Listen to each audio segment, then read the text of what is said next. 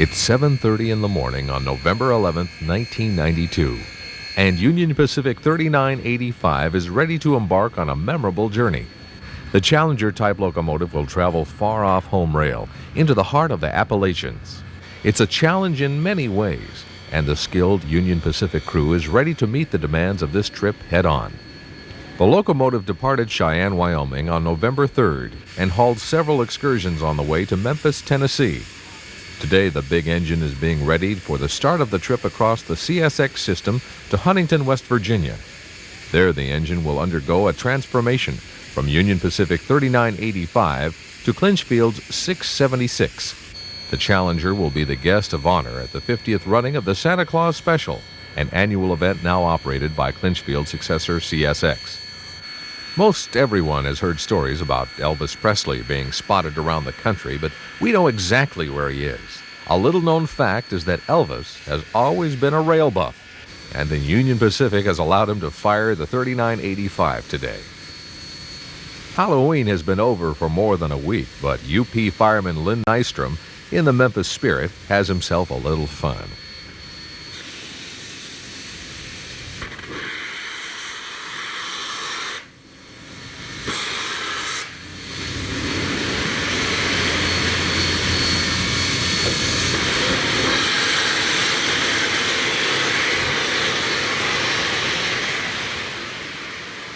The Challenger is ready to go, and an historic event is about to unfold.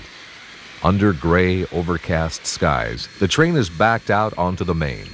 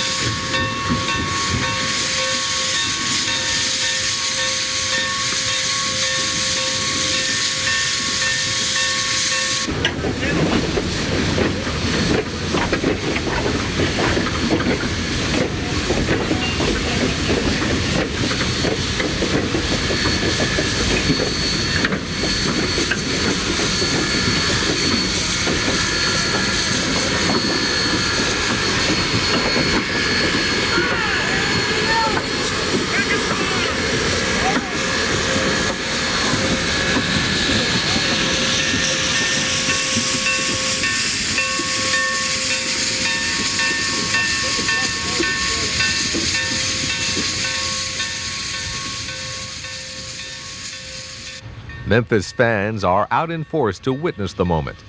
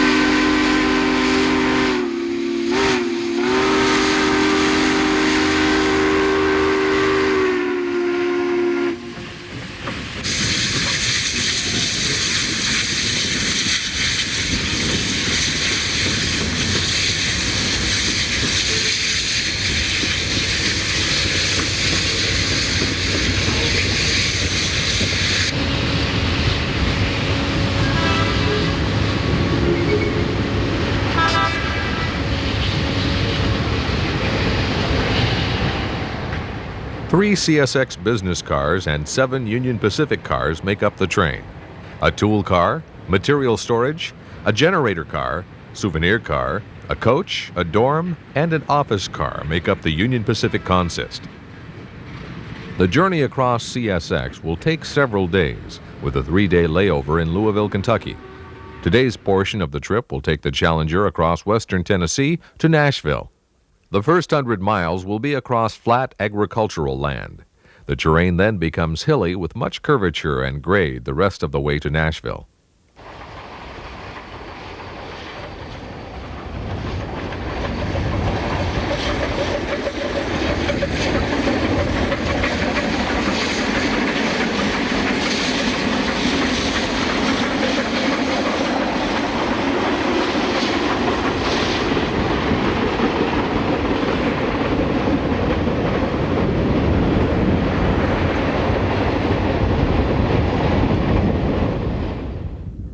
Cotton is the primary crop raised in this area. Harvest season is underway, and this field will be picked any day now by large machines that look like combines.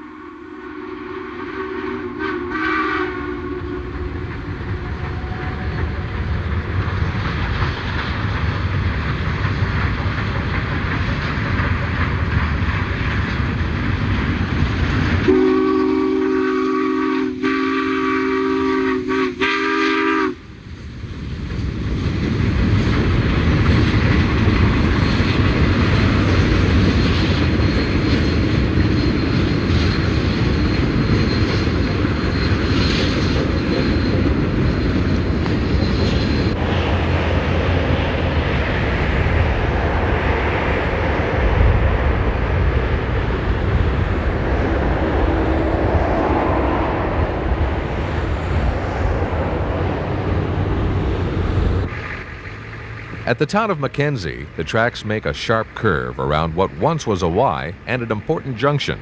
A CSX maintenance truck waits out of the way as the train sweeps around the curve.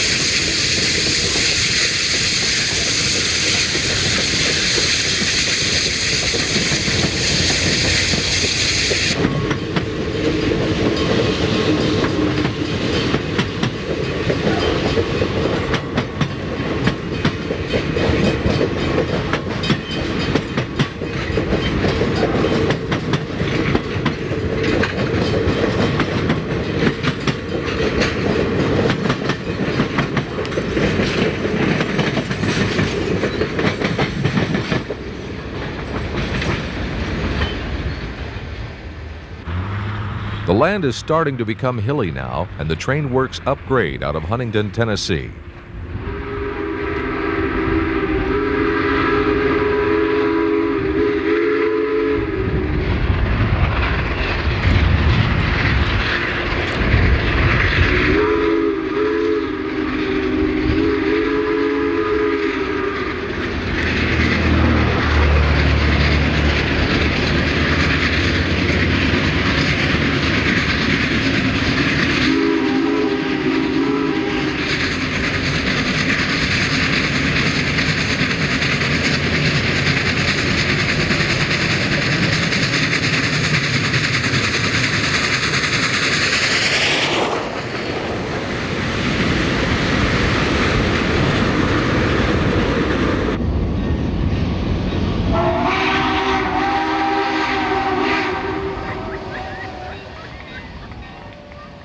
The locomotive will be serviced at the division point in Brewston.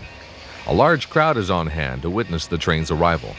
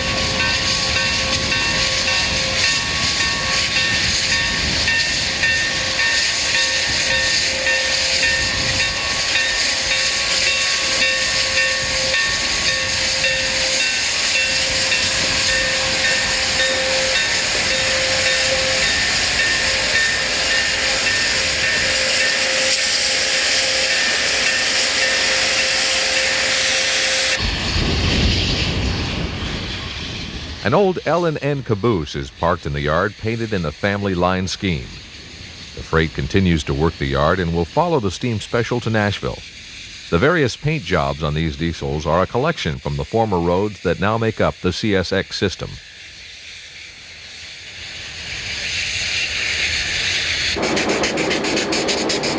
A tank truck is on hand with a load of fuel oil for the Challenger. The oil is pumped from the truck into the locomotive's tender. Underway, the train crosses over the Tennessee River through a lift bridge.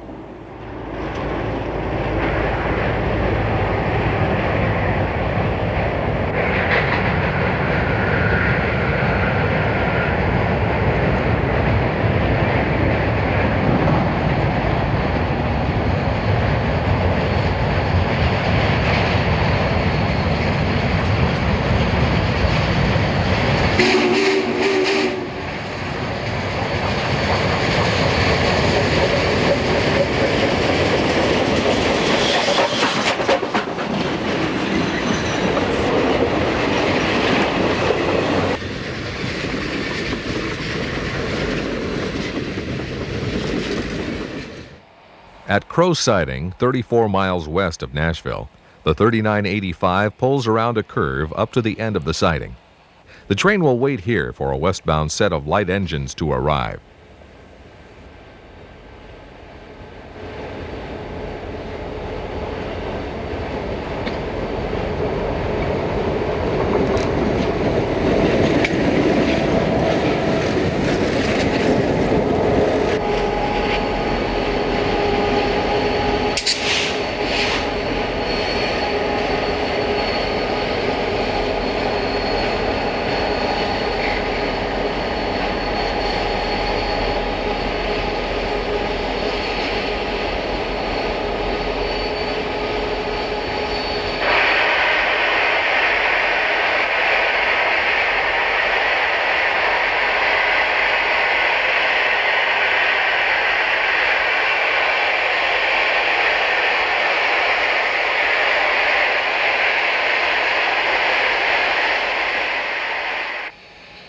The dispatcher has thrown the switch back to the main, and the Challenger departs for the rest of the journey to Music City, USA.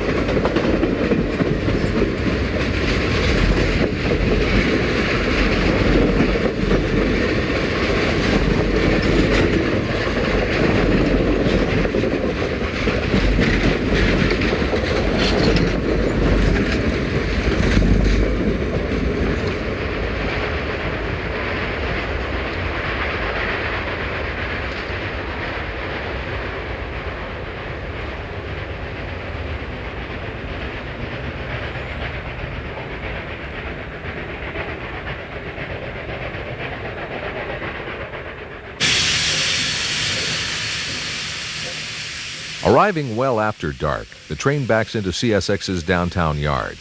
The beautiful building in the background is Nashville Union Terminal and is now a hotel.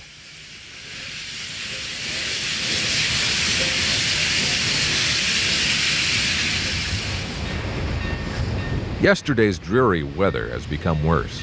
An early morning downpour drenches Nashville.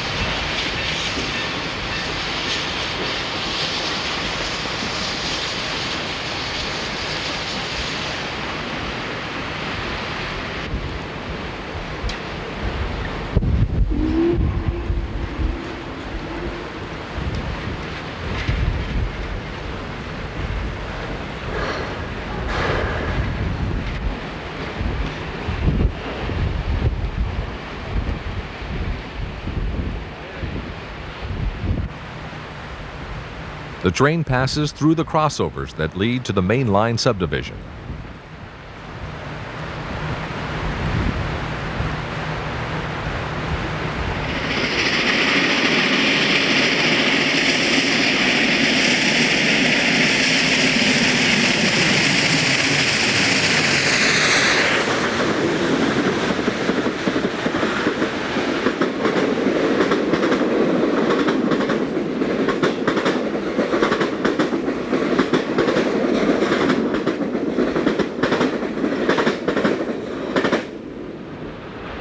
Today's trip will take the train north from Nashville across the Tennessee-Kentucky border through Bowling Green and on into Louisville. There, the train will spend 3 days on public display at CSX's Osborne Yard.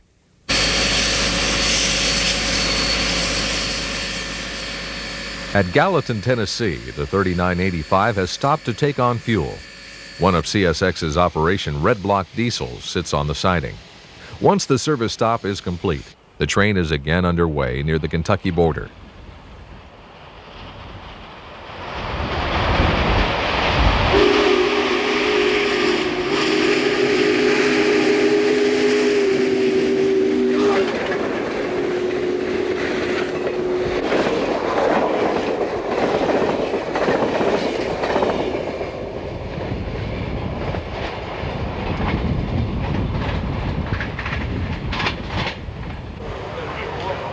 At the old L&N depot in Bowling Green, a crowd is on hand to watch as the train passes by. Despite the rain, most of the people have waited nearly 2 hours for the big locomotive to arrive.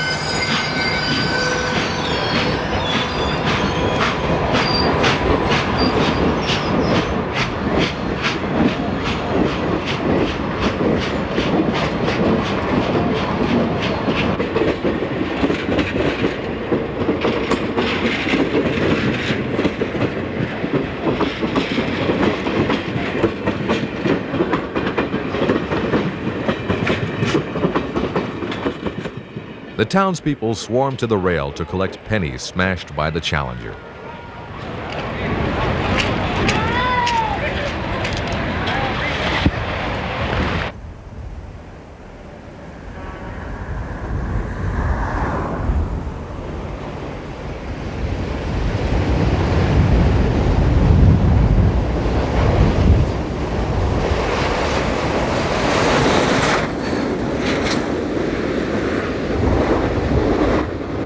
As the train passes through Elizabethtown, gale force winds whip a heavy downpour, making for impossible photo conditions.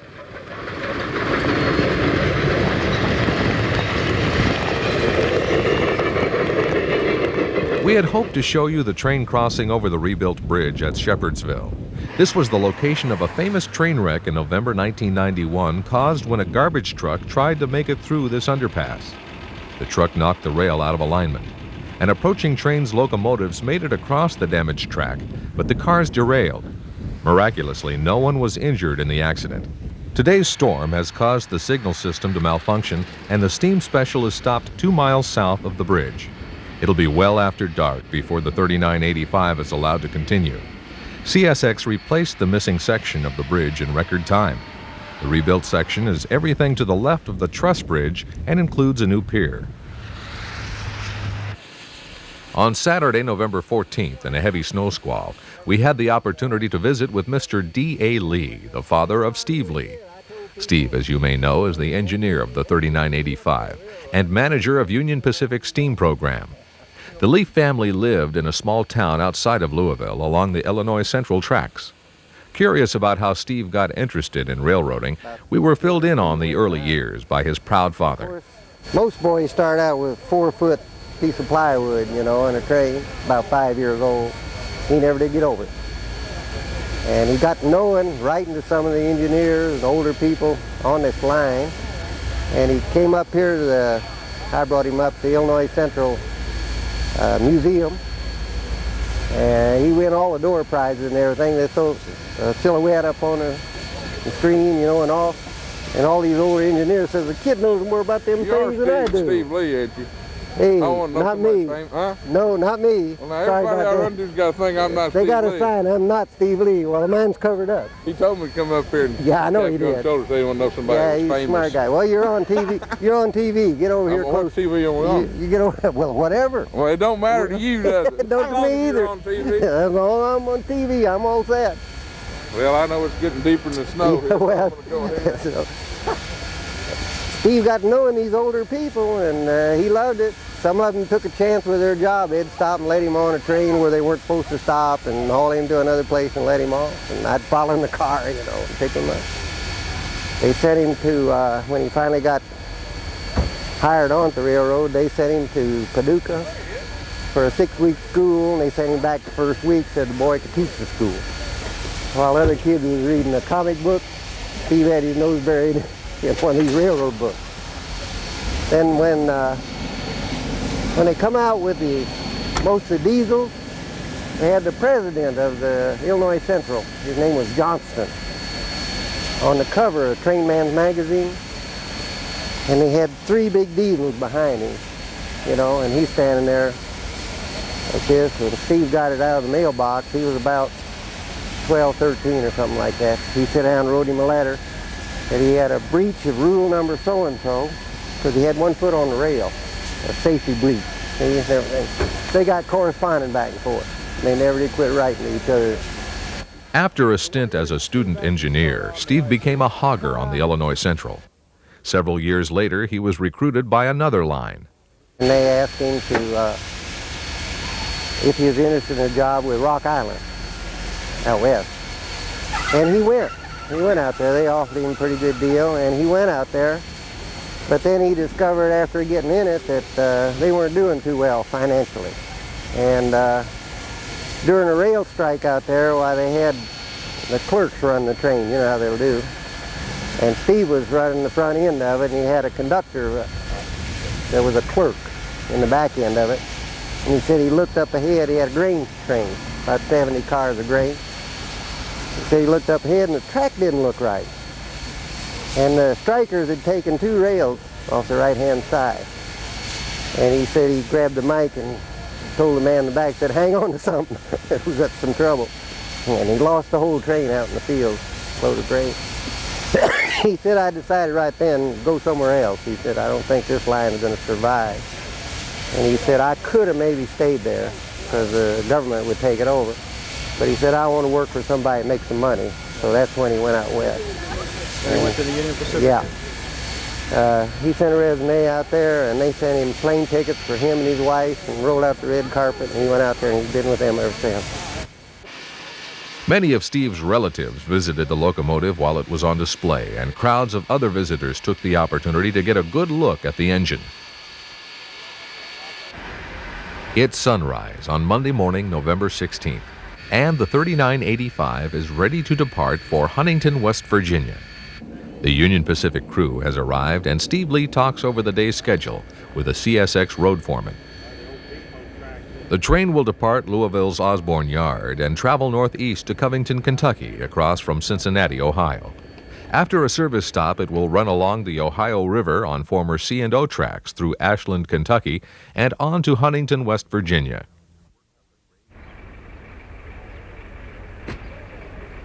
Pulling out of Louisville, the Challenger works up a grade leading east through one of the city's more fashionable neighborhoods. Kicking some steam, isn't it?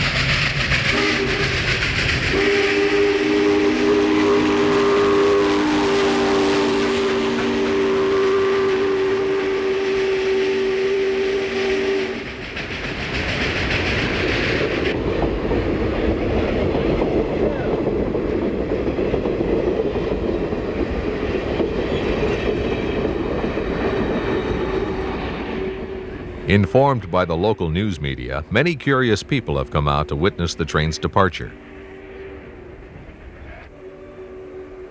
At LaGrange, the tracks run through the town's main street. What a sight as the big locomotive eases its train through town.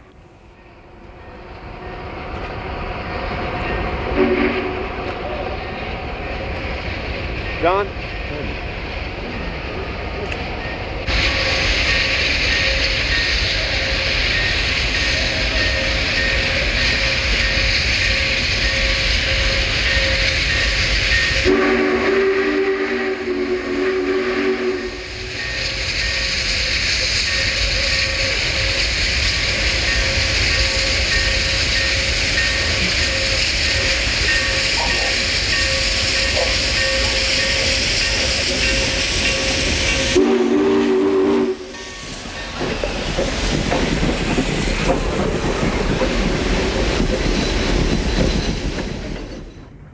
Positioned back from the tracks in a freshly harvested cornfield, we watch as the train sweeps up around a wide curve in the rolling hills of northern Kentucky.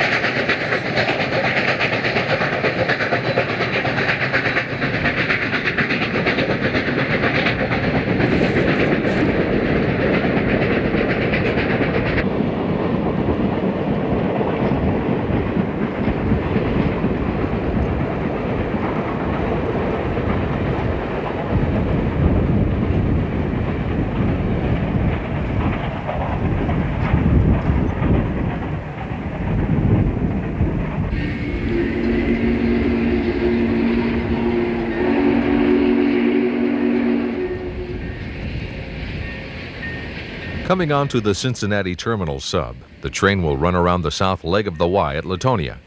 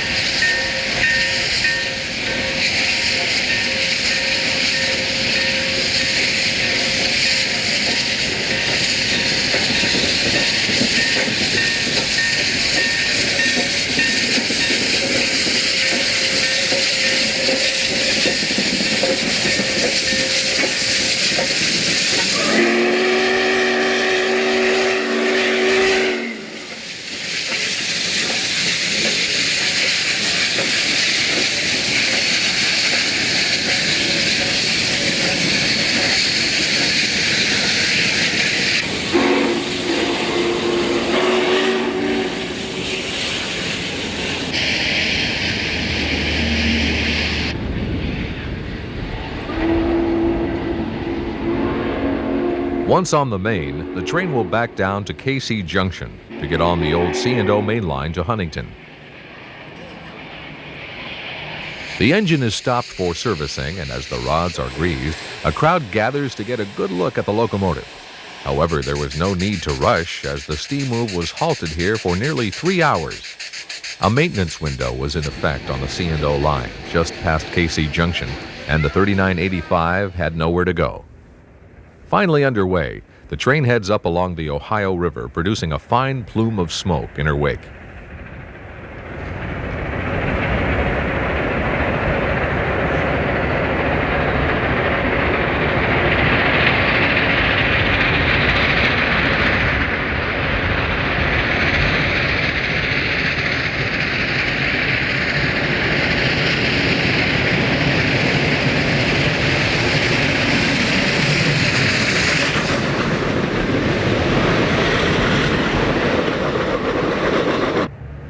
The river valley allows for some faster running, and the engine glides up along the bottomland.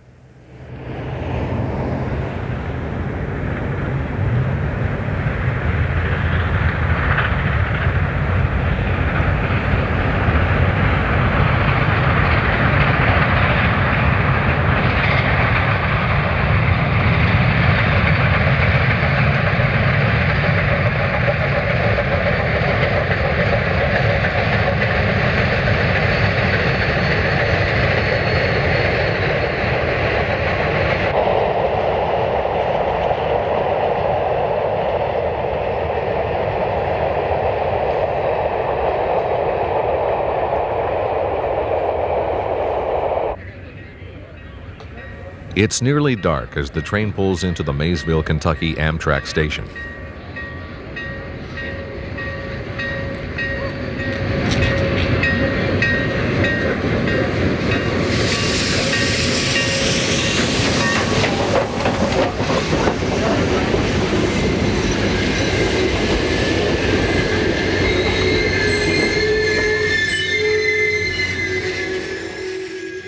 Both water and fuel oil will be taken here, and it will be a couple of hours before the train gets underway. Arrival at Huntington will be quite late tonight. On Tuesday, November 17th, the locomotive underwent a transition from UP 3985 to Clinchfield 676. Magnetic signs were affixed to the tender and to the side of the cab. The number boards had the new numerals added, and the headlight was fitted with a shade. The engine was ready to party on the Clinchfield, except for one last item: the front number plate had not yet been built. A piece of cardboard is marked for bolt placement. The template will be taken over to the shops where a bracket is being built to hold the Clinchfield-style number plate. Inside the paint shop, a craftsman has just placed the number stencil on the plate and is preparing to shoot it with a coat of yellow paint. Several coats will be needed to give the number a good appearance. It's Wednesday night, and the engine is due to depart first thing in the morning.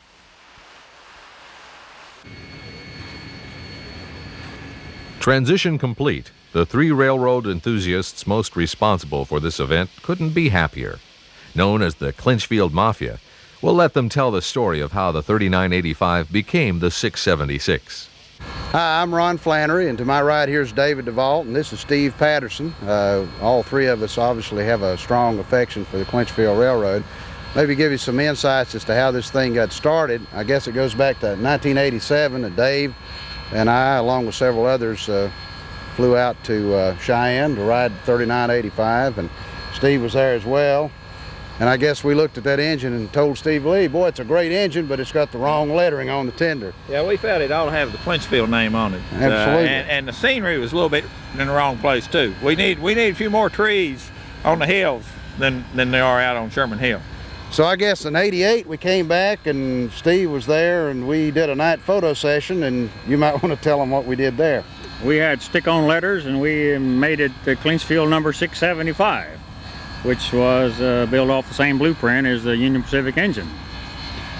And I guess that after the '88, I guess people caught our idea along with Steve Lee, Jerry Davis. Yeah, and Jerry Davis, during that period of time, left the UP and became president of CSX Rail Transport. And they converted the engine to oil, which meant that you could take it somewhere besides Laramie. Yeah. You can't carry all the coal from one end of the country to the other end. So you don't know what to do with the clinkers, right? That's right. Set too many fires. And then I think the 50th anniversary of the Santa Claus special was probably the catalyst that brought it all together. So we just kept talking this thing up, back and forth. Dave, Yeah. I know, did a lot of talking. Yeah, I had the opportunity to mention it to Jerry Davis once or twice, and I gave him that assignment once when he was in Kingsport. And by God, he carried through with it. He took it seriously, and so here we are. Here we are. Here we are. So it's kind of a dream that started in jest in 1987, and so for the 50th anniversary of the Santa Claus special, we have the reincarnation of Clinchfield Challenger 676, the last Challenger they allegedly purchased, right? Right. Okay. And obviously, we're pleased to be here. Never thought it'd happen. Right. I never thought it'd happen. Under a gray sky, the Clinchfield 676 heads down the Big Sandy sub on former C&O rails.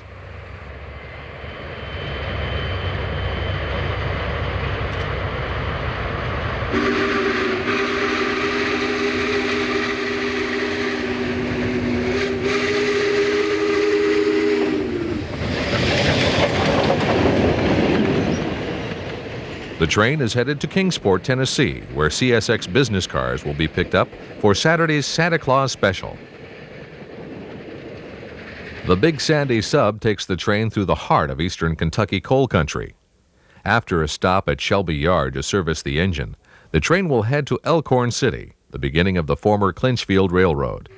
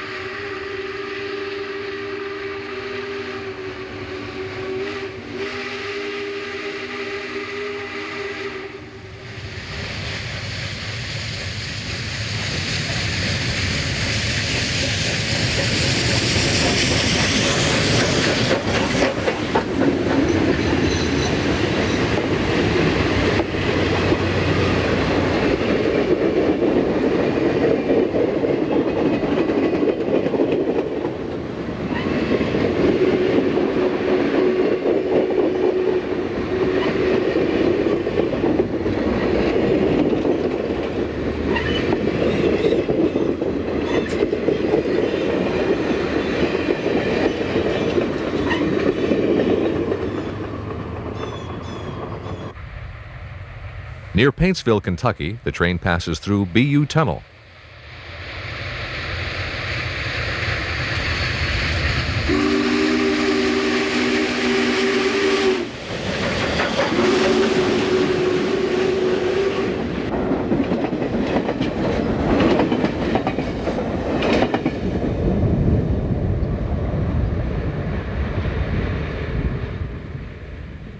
Gray skies give way to bright sun at Beaver Junction. The E and BV sub departs the main here to reach coal fields to the southwest.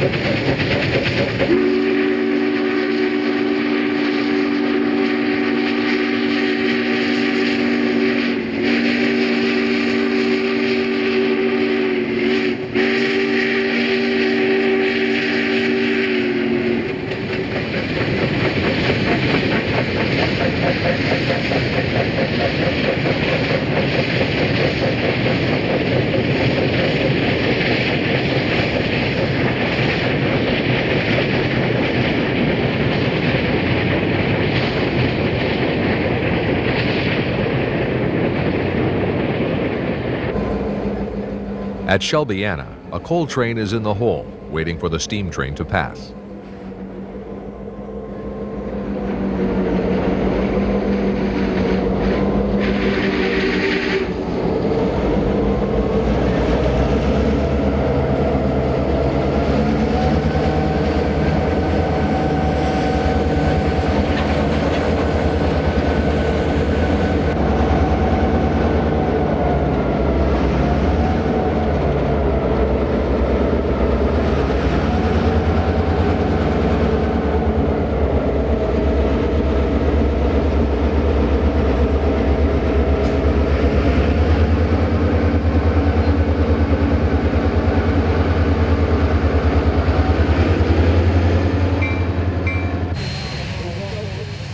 Shelby Yard is located just south of Pikeville and is a base for the many coal trains that work this area. The 676 is serviced but will not need any oil or water. Some mine runs still operate with cabooses due to backup moves on the branches.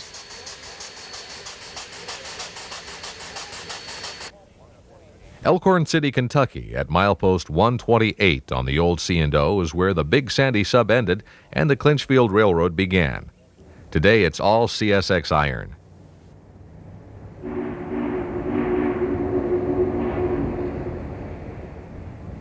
The Challenger works up the grade and across the river into Elkhorn City.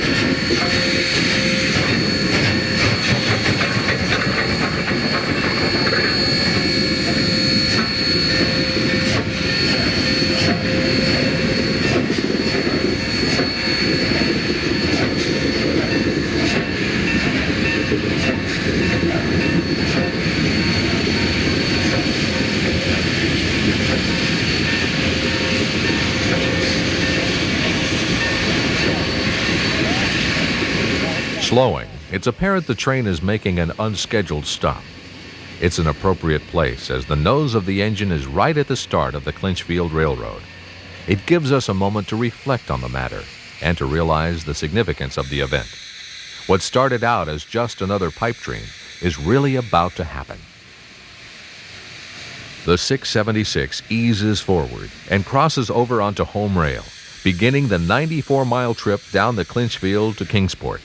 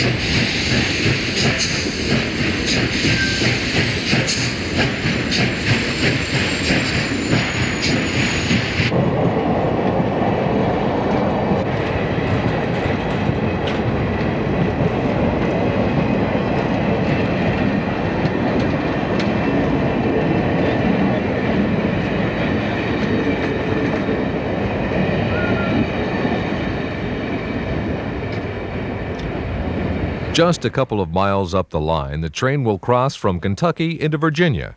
The train will pass through the towns of Haysai, Clinchco, Dant, and St. Paul as it works its way to Kingsport, Tennessee. Sit back and enjoy as the 676 shows off, running down the old Clinchfield Main.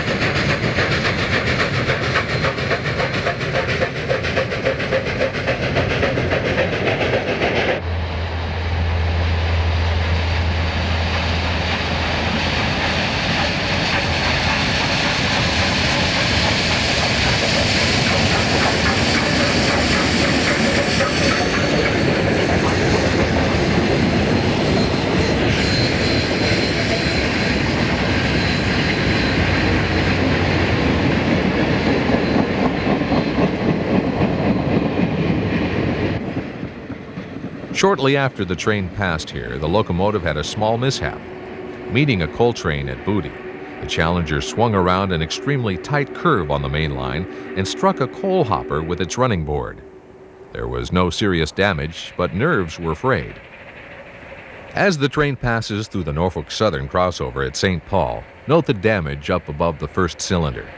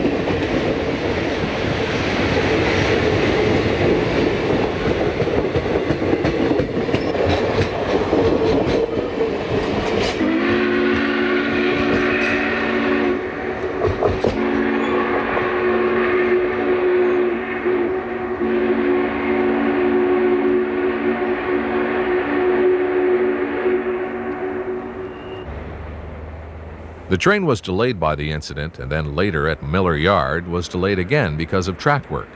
It was well after dark when the train arrived at Kingsport.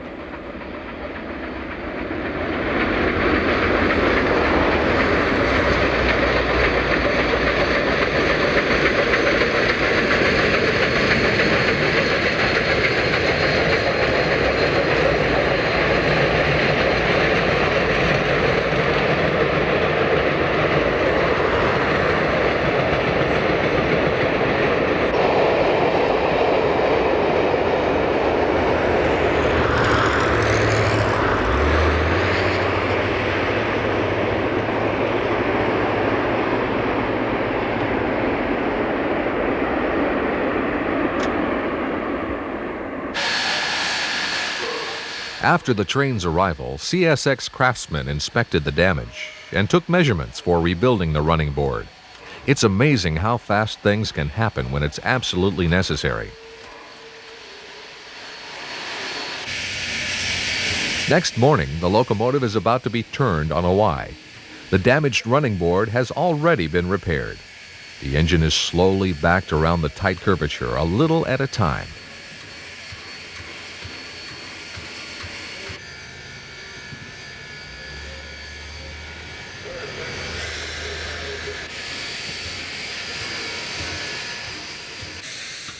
Suddenly, a pop is heard and the engine is brought to an abrupt stop. The trailing axle on the tender is off the track. The rail is greased to help ease the drag, and the flangeways are cleared of debris.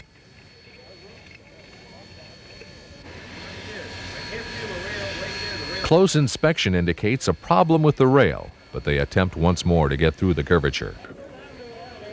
Once again, at the same spot, the rear wheels pop off the rail. Several more attempts are tried, but it's finally decided to tow the Challenger backwards the 110 miles to Shelby Yard for tomorrow's Santa Claus train.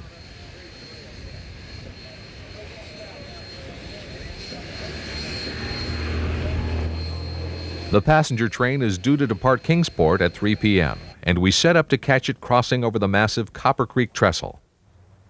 One of the new GE wide cabs is selected to pull the train north to Shelby.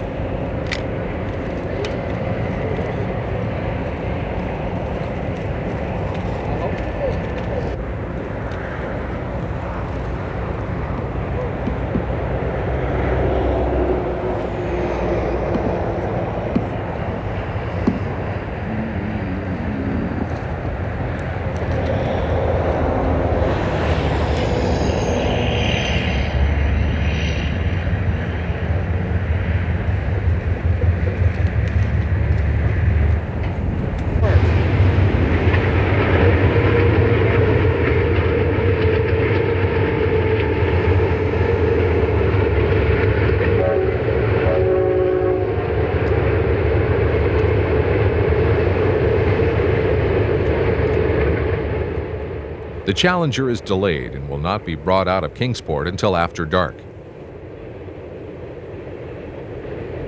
Early the next morning, the train is back together at Shelby Yard. The locomotive is topped off with fuel oil and her water bottles are full. Back on the train, everyone is aboard and ready to depart for the 50th running of the Santa Claus Special. Departing right on time, the Challenger emits huge clouds of steam into the cool morning air as she eases forward with Santa's train.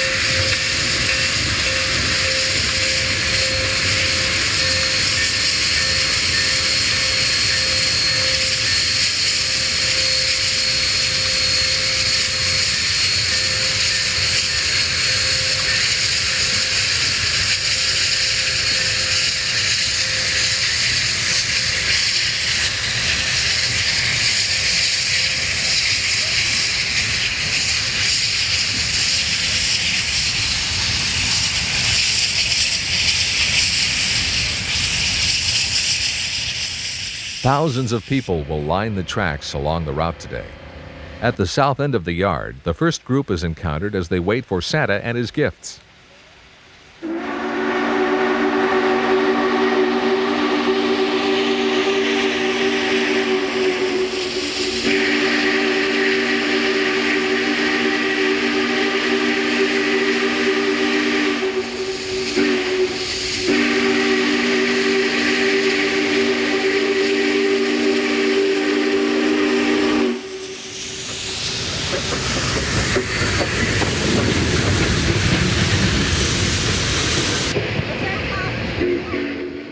Their excitement grows as Santa is spotted.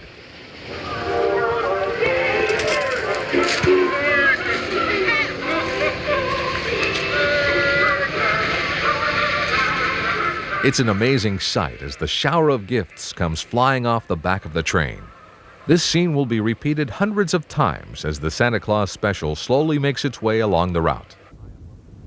From the Clinchfield Overlook, high above the tracks in Breaks Interstate Park, we get a dramatic overhead shot of the railroad.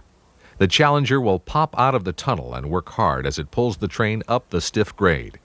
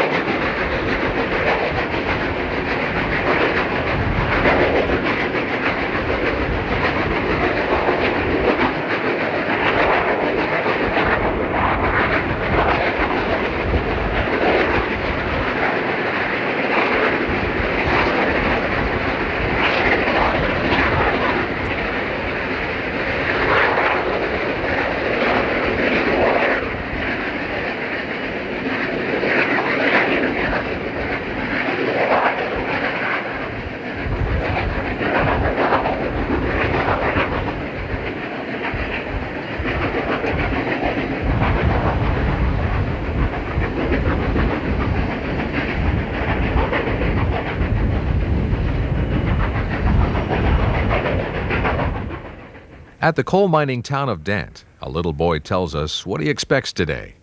What you gonna see today? Santa Claus. What's he gonna do? Throw toys off and candy. A light rain falls as the train comes around a curve and into town. The weather has not dampened the spirits of the crowd. After all, this is an institution, an annual tradition that to many has gone on forever.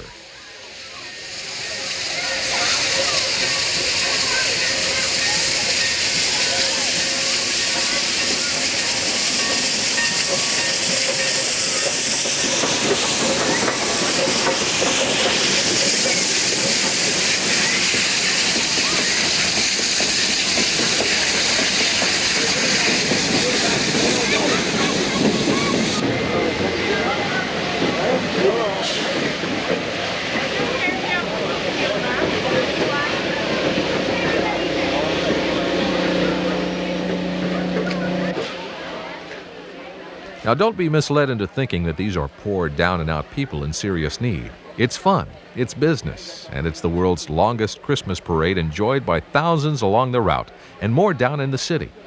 Sponsored by the Kingsport Chamber of Commerce, it's a way to thank people for shopping in town and to kick off the Christmas season, as is done in communities throughout the country.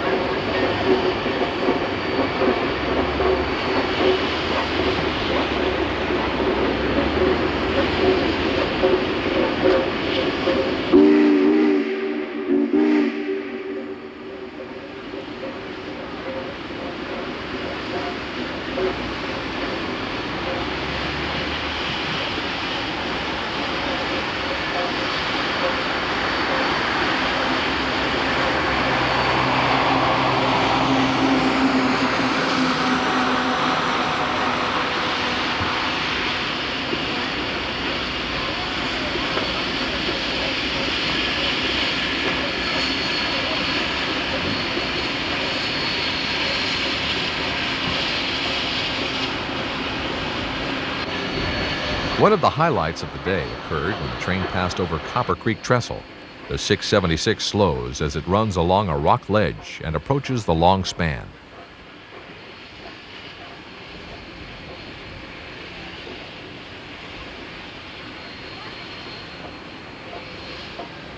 Pulling out onto the trestle, the locomotive puts on a performance for the large crowd gathered along the highway.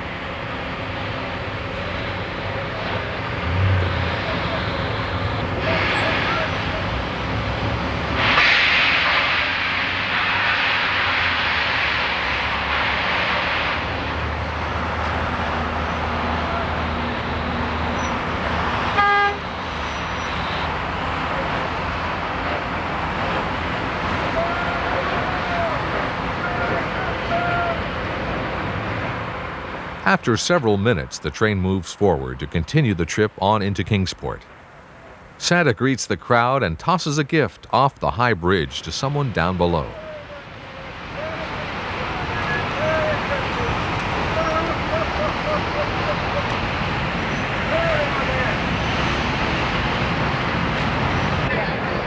At Kingsport, a large group is on hand to welcome the train. The crowd is held back by police, but once the train pulls into the station, they will swarm after Santa.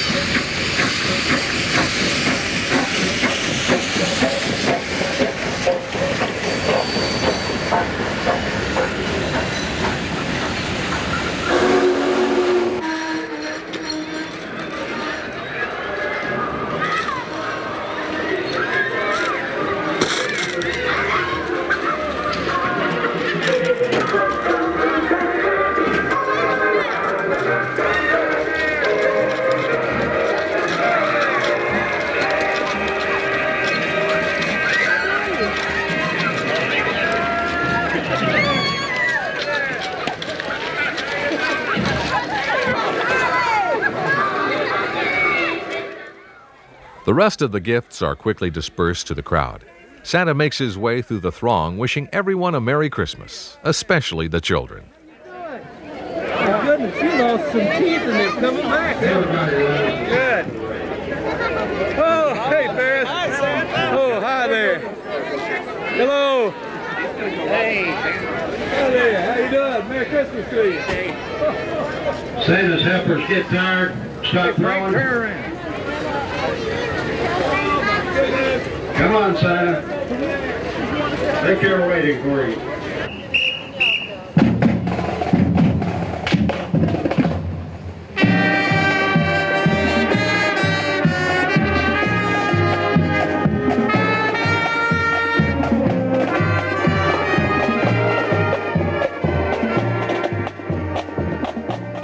As the guest of honor, Santa will be riding on top of a fire engine and bringing up the rear of the parade. He takes a moment to tell us about his train ride. That was, of course, a first-time experience for us on the Santa train. And it really made an attraction, an added attraction to the train. Many people, I think, came to see the Santa train, as they always do, but there are a lot that were especially attracted to that very large steam locomotive. Wasn't it spectacular?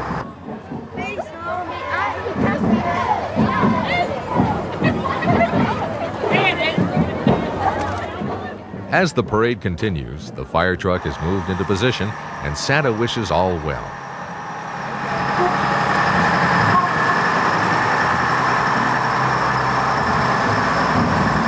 Merry Christmas, everybody! Santa season now. Hi there, Merry Christmas. Hi there, Merry Christmas.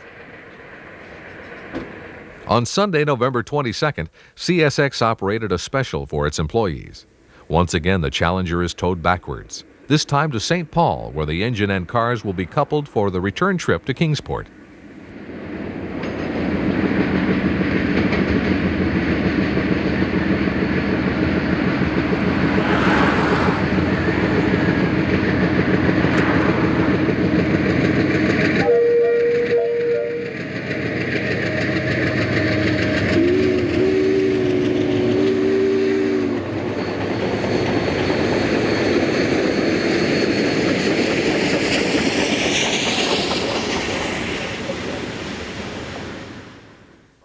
The passenger cars follow a few minutes behind the steam engine.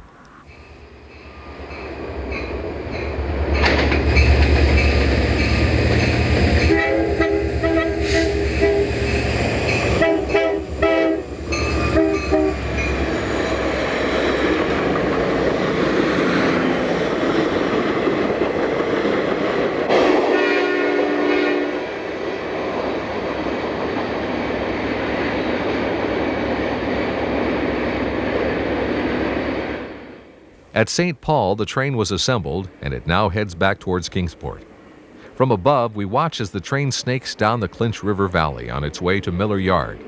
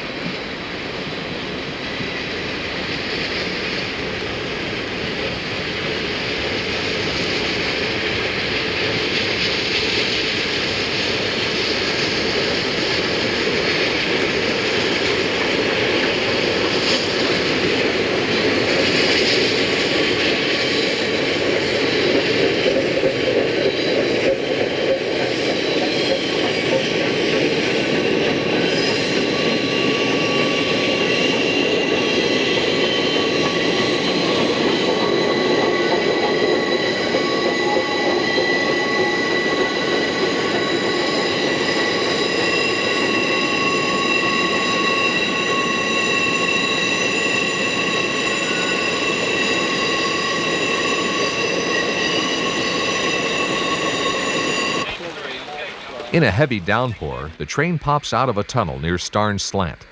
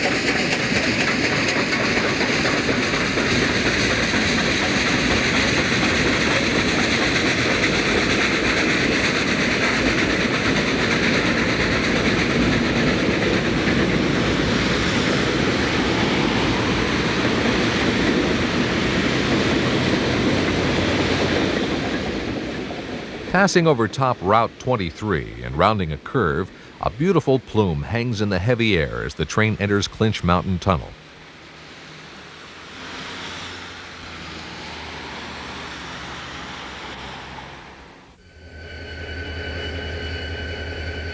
On Monday, November 23rd, the Challenger is ready to head back to Huntington, West Virginia. The entire train will be towed by a CSX diesel the 40 miles up to St. Paul. There, the steam locomotive will be turned on the Norfolk Southern Y.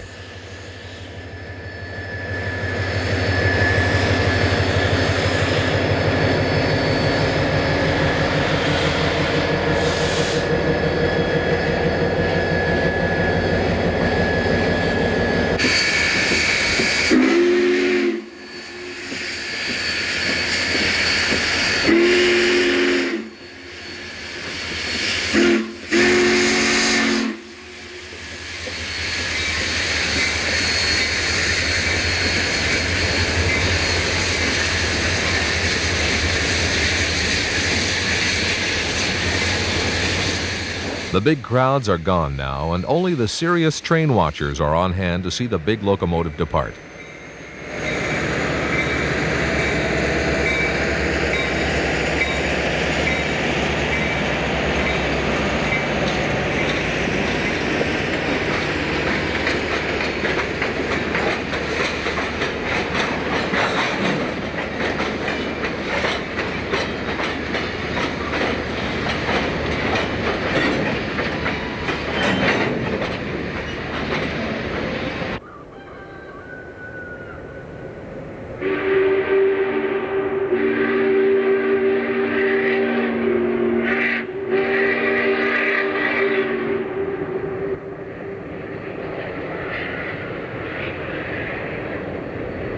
From the seldom photographed east side of Copper Creek Trestle, we watch as the train is pulled north.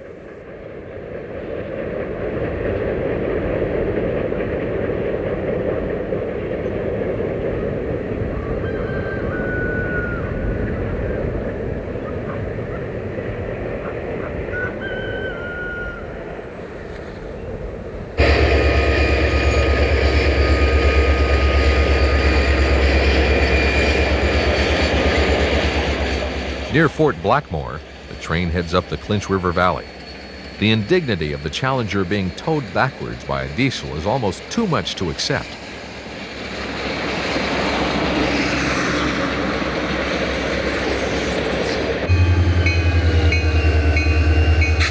At St. Paul, a connection between Norfolk Southern and CSX provides ample turning radius to Y the Challenger. The diesel works hard as it pulls the heavy engine and water bottles up the grade.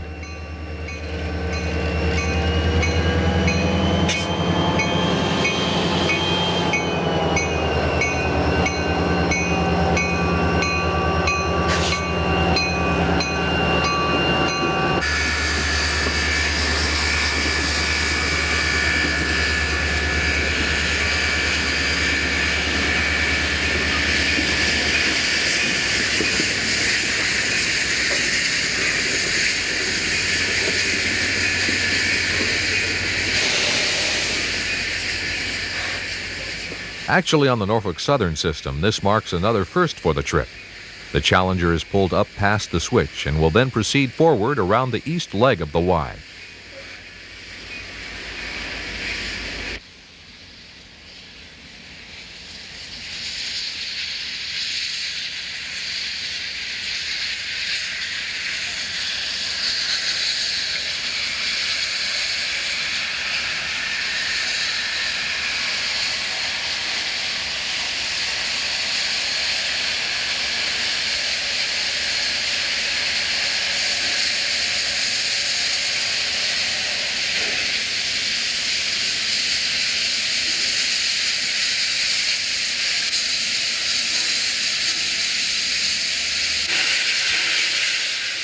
Now under its own power, the Challenger slowly pulls forward around the tight curve. Norfolk Southern has placed a 5-mile-per-hour speed restriction on the locomotive.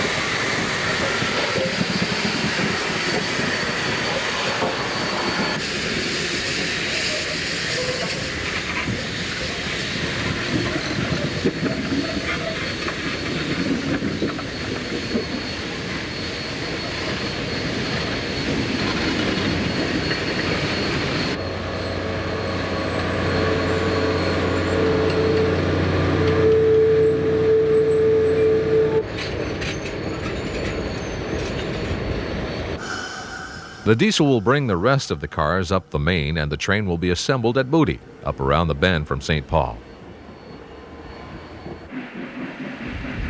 Underway, the Challenger pulls the train up through the tight curves north of Moody.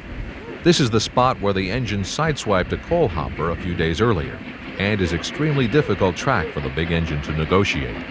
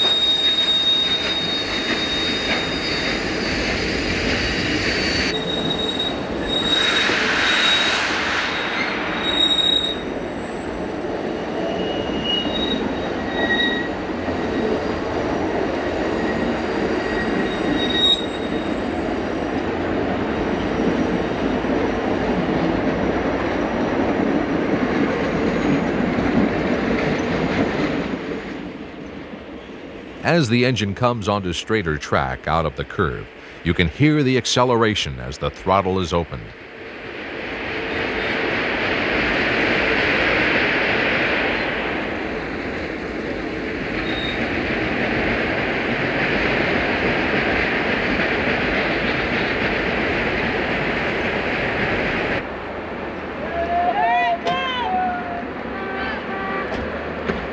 At the hamlet of Clinchfield, the tracks curve from one side of the river to the other as the line snakes its way through the mountains.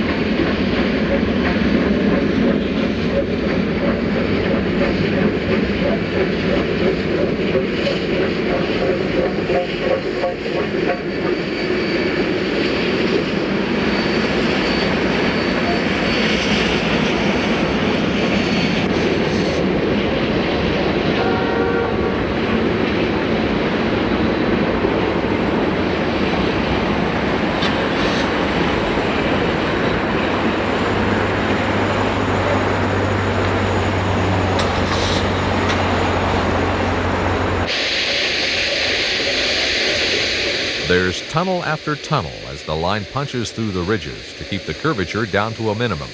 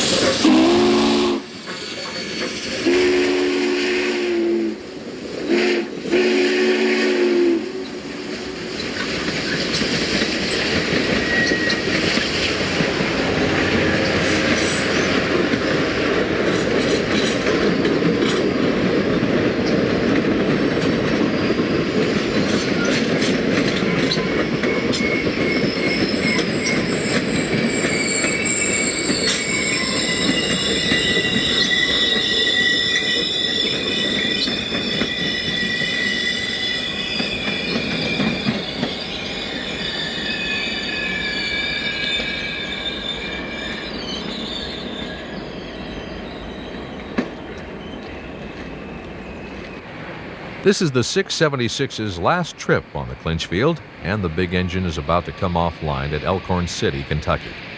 It's been an event that will be remembered here for a long time to come. We're sure that every year when the Santa Claus train runs down the Clinchfield, people will talk about the big steam engine from Wyoming that ran in 1992.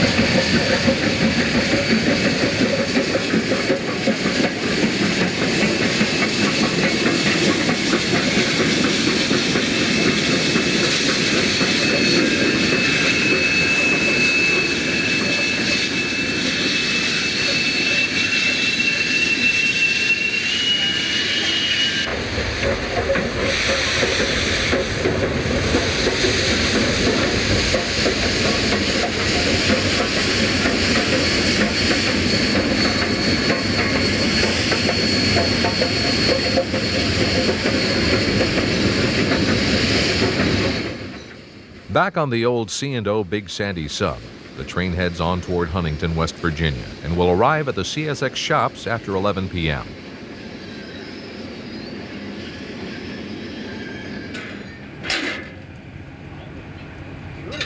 Next morning, Union Pacific workers remove the magnetic signs and unbolt the metal holders. The Challenger reveals its true identity as the last piece comes off.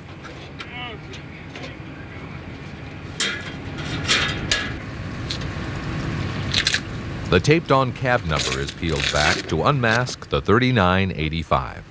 The transformation happens quickly, and before you know it, the Clinchfield 676 is only a memory. But that worked out pretty good. They give a bunch of them old-timers a thrill. Nice look. Brought out all the stories. Yeah, I remember that.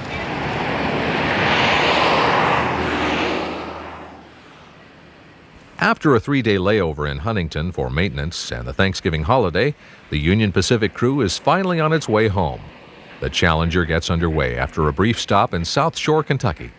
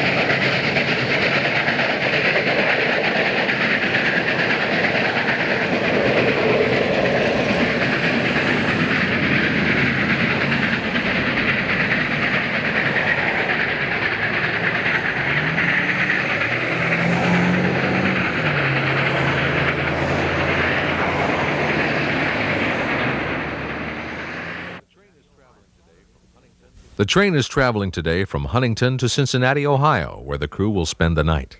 On Saturday, the train will head west across Indiana on the former B&O St. Louis line and will spend the night in Vincennes. The train will complete the journey across the B&O line on Sunday when it crosses the state of Illinois and finally returns to home rail upon crossing the Mississippi River into St. Louis. The train makes a service stop in Maysville, Kentucky, and draws a crowd of onlookers. The Kennefic has been decorated for the season with lights and a wreath around the UP shield. Underway again, the train passes through the historic Ohio River town of Augusta.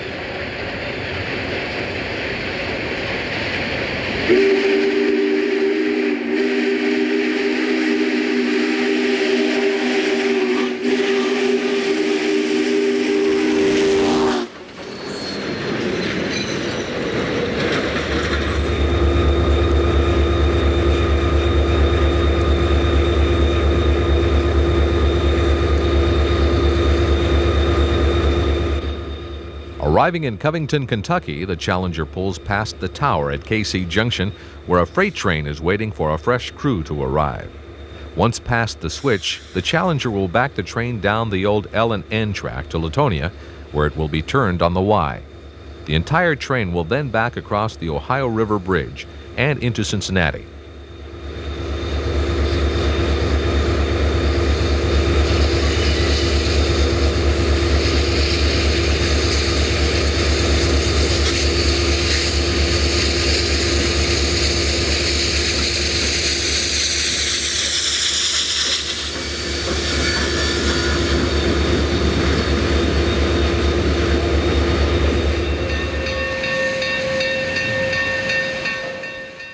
Having negotiated a maze of track within the Cincinnati Terminal District, the 3985 eases through the flood wall and around the sharp curve of the Oklahoma track.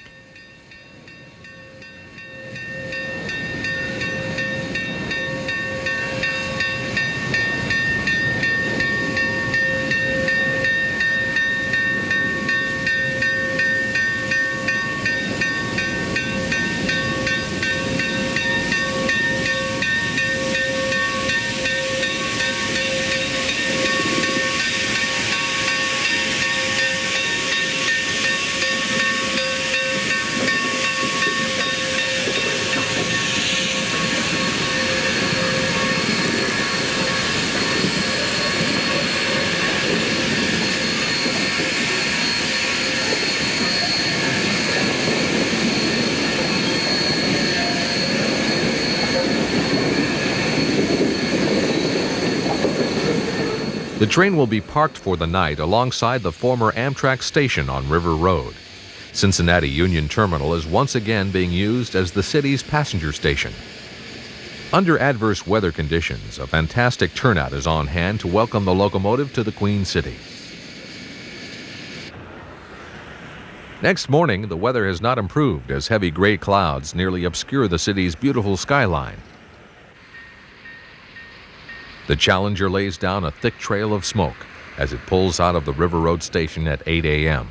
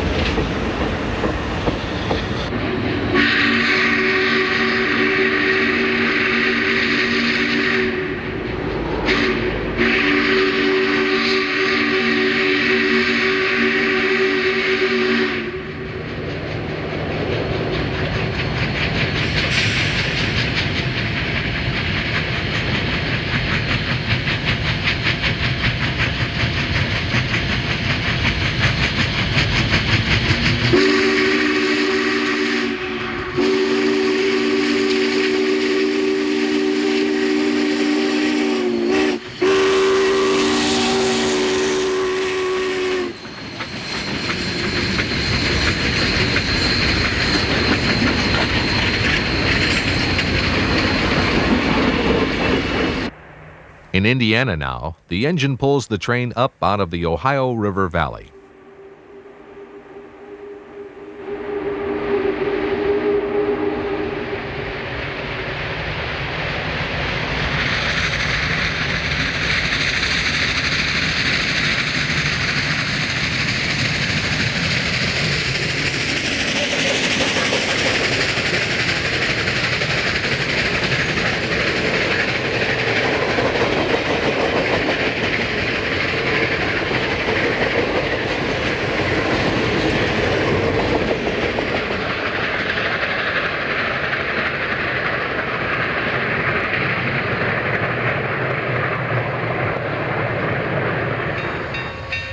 At the town of North Vernon, the B&O crossed over the Pennsylvania Railroad's Madison line.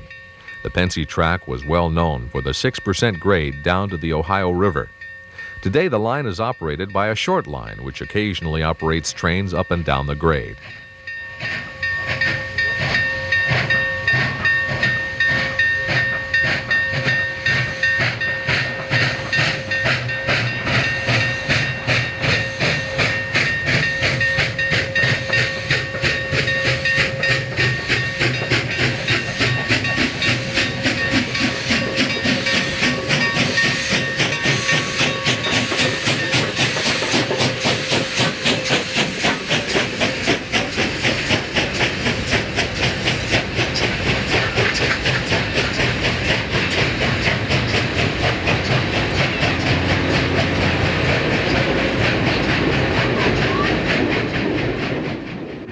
After stopping to service the engine at Seymour, Indiana, the train is again on the move.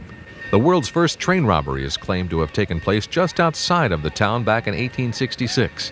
$10,000 was stolen, a big chunk of change back in those days.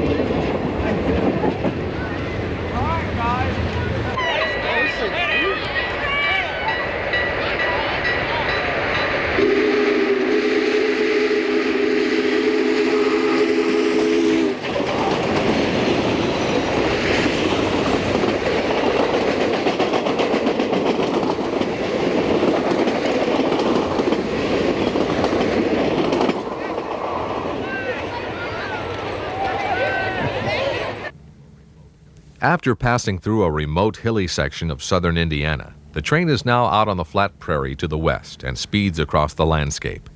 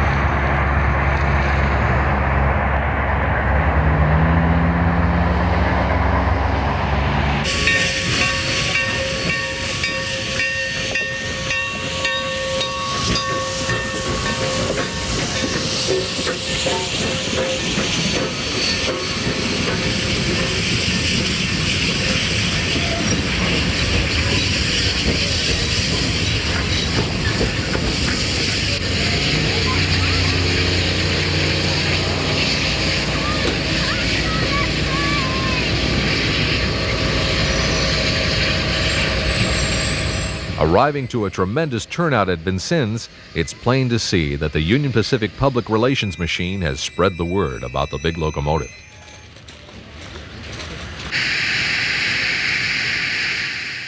The final day of Union Pacific's Clinchfield Challenge is underway as the sun rises over Indiana. With the temperature in the mid-20s, thick clouds of steam pour from the engine.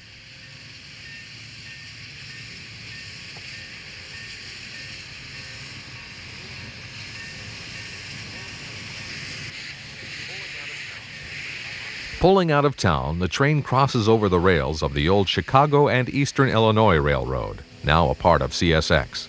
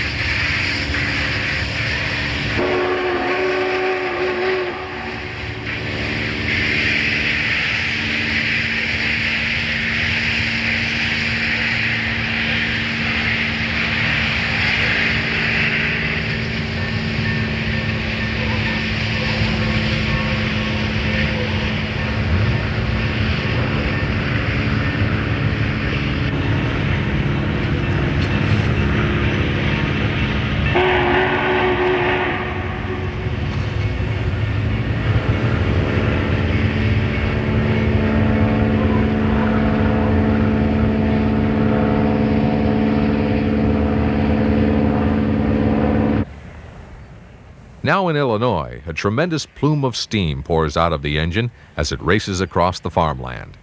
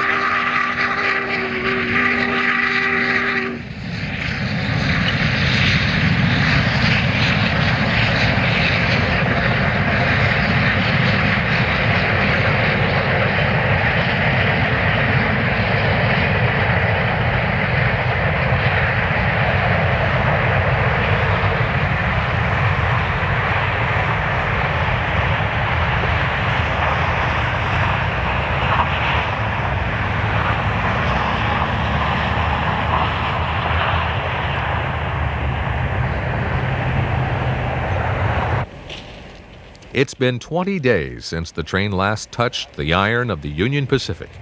For a brief second, the wheels feel home rail as they fly across the UP Diamond in Salem, Illinois.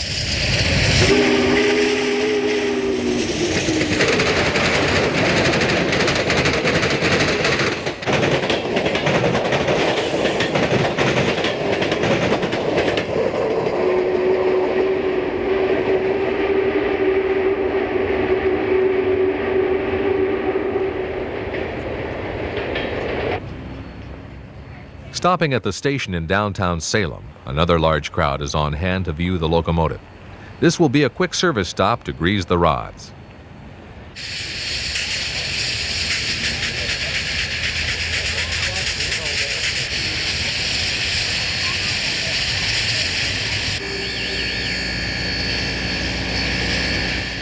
Flashing across the Illinois Central Diamonds, the train speeds west toward St. Louis.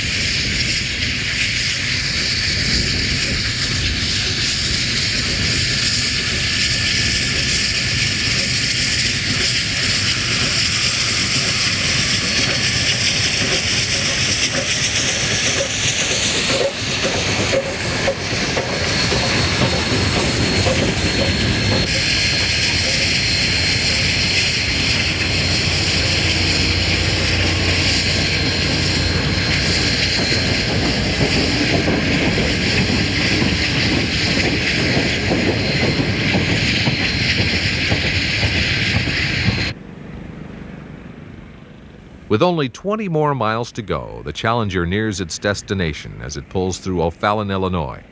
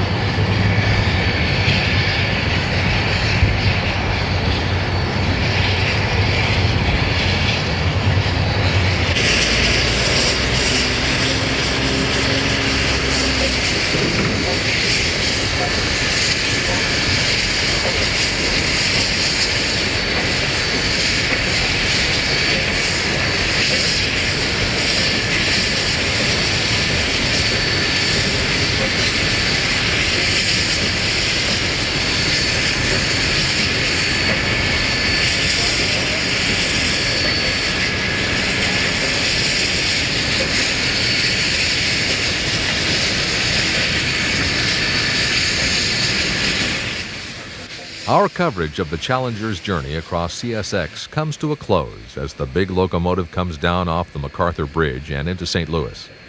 The 2,000-mile trip has made history and excited thousands upon thousands of people along the route. The 3985 put on an impressive show as it ventured into the lands east of the Mississippi. Engineer Steve Lee, manager of the Union Pacific Steam Program, sums it all up after arriving in St. Louis. It was a tremendous challenge, more than I had expected. You know, this idea came up about 2 years ago as a result of a conversation between myself and Jerry Davis and some other CSX officials as to 50th anniversary of that train, and the fact that Clinchfield had locomotives like ours, and wouldn't it be neat to get the two railroads together to pull off this 50th anniversary train. It's been 2 years of planning and 2 years of preparation, and everything didn't go smoothly, especially going down and coming back. But the event itself, the Santa train itself, went off like clockwork. And you can see that the Kingsport Chamber of Commerce and the CSX local officials are very practiced and very polished at pulling that one off. It went well. The only thing that didn't cooperate was the weather. Of course, you'd like to have a light snowfall for a Santa train. We had a medium to heavy rainfall and fog and gloom and doom and all that sort of thing. But as far as schedule keeping and the crowds, and of course the crowds were much higher this year because of steam, that particular one went well. Going down and coming back, the main thing we learned, or relearned in our case, is that not all railroads were built to accommodate locomotives of this size. And some of the components of CSX had a little trouble accommodating them. Mostly the physical dimensions, some of the places that you wouldn't suspect, some of the larger bridges, some of the larger terminals. It was a real problem determining tracks that you can take this in and out of and tracks that you can't. And it was very difficult finding places to turn it around. Some of the places we thought we could turn it, we couldn't. Some of the tracks we thought we could take it over, we couldn't. And some of the bridges howled in protest when we took this thing across. So there were a couple of incidents. One place on the old Clinchfield, oddly enough, which was built to handle this kind of locomotive, but one place where the track centers were a little too close, and we remodeled a coal car for them. But all in all, now that you can look back on it in retrospect, the event itself went off well, and we're glad to be pointed in the right direction heading towards home. We had to spend Thanksgiving away from home, and we're looking forward to getting home to our families.